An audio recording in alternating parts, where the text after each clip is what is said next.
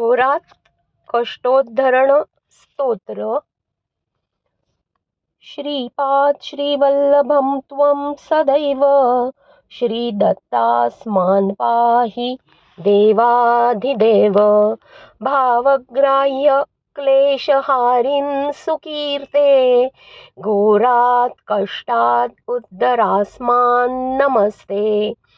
त्वं नो माता त्वं पिता तोदिपत्स्त्वं त्राता योगक्षेम कृत्सद्गुरुस्त्वं.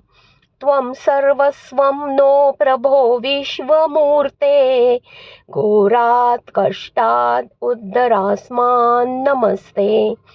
पापं तापं व्याधिमाधिं च दैन्यं भीतिं क्लेशं त्वं हराशुत्वदन्यं.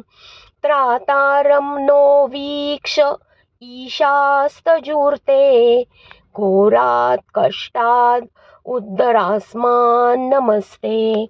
नान्यस्त्राता नापि दाता न भर्ता त्वत्तो देवत्वं शरण्यो एकहर्ता. कुर्वात्रेयानुग्रहं पूर्णराते घोरात् कष्टात् उद्धरास्मान् नमस्ते. धर्मे प्रीतिं सन्मतिं देवभक्तिं सत्संगाप्तिं देहि भुक्तिं च मुक्तिं.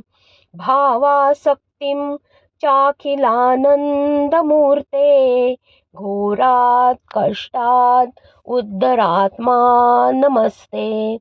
नान्यस्त्राता श्लोकपञ्चकमेतद्यो लोकमङ्गलवर्धनं प्रपठे नियतो भक्त्या स श्रीदत्तप्रियो भवेत्.